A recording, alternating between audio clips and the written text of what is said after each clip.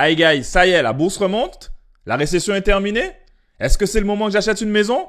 La réponse dans cette vidéo.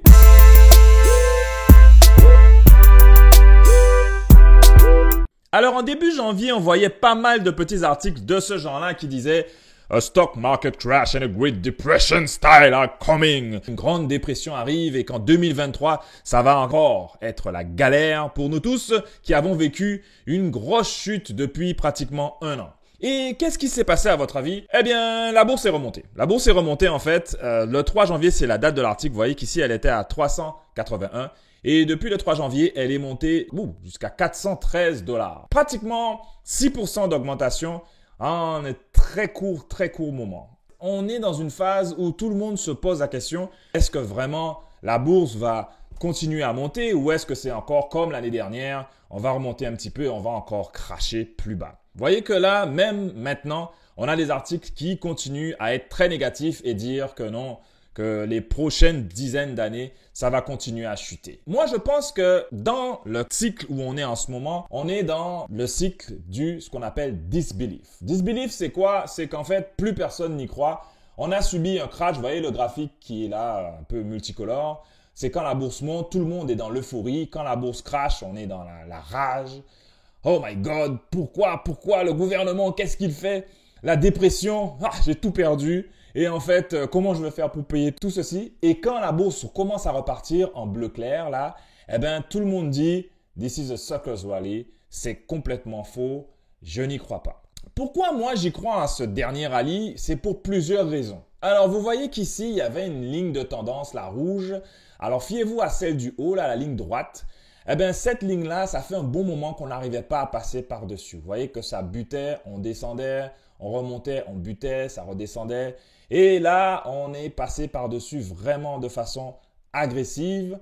Et en plus de cela, on a dépassé la ligne des 200 moving average. Donc, c'est une des raisons pour lesquelles aussi, depuis que la bourse est remontée, que Michael Burry, un grand prédicateur, a finalement effacé son compte Twitter et a disparu dans les méandres du néant. On va poursuivre aussi sur une autre preuve aussi qui me dit que je pense qu'on est vers la fin. Au niveau de ce qu'on appelle du Weekly Retail Order Flow, qu'est-ce que c'est que ça? C'est en fait le nombre d'actions qui sont achetées et vendues par les petits investisseurs. Et souvent, les petits investisseurs font tout au mauvais moment. Vous voyez qu'en octobre, où la bourse était vraiment basse, ils vendaient de façon extraordinaire. Donc, je pense qu'on a atteint ce qu'on appelle la capitulation, où tout le monde abandonne.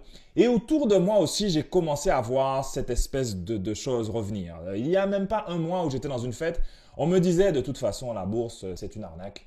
Et en fait, moi, je compte sortir de là. Une fois que j'ai entendu des personnes dire que ça ne les intéresse plus ni la bourse, eh ben, j'étais ravi de racheter encore plus d'actions.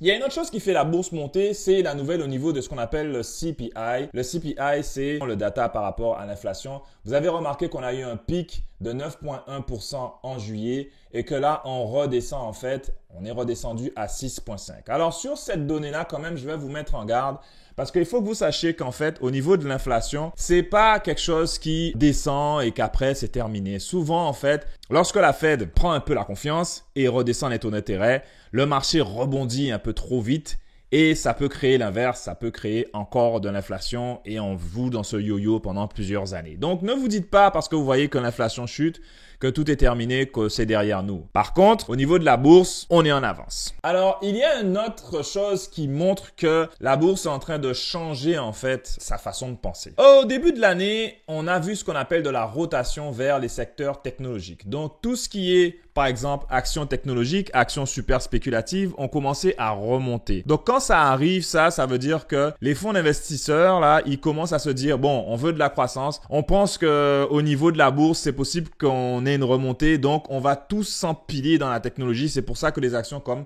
Facebook ont commencé à exploser. Donc, en parlant de Facebook, je vais vous montrer en fait le point de vue que j'avais eu il y a quelques mois quand l'action était au plus bas à 90 $. Pour du long terme, pour de l'argent qu'on n'a pas besoin, moi personnellement, je continue sur Facebook et je suis ravi d'acheter des actions beaucoup moins chères. Et depuis Tada! L'action est passée de 90 $ à 186 $.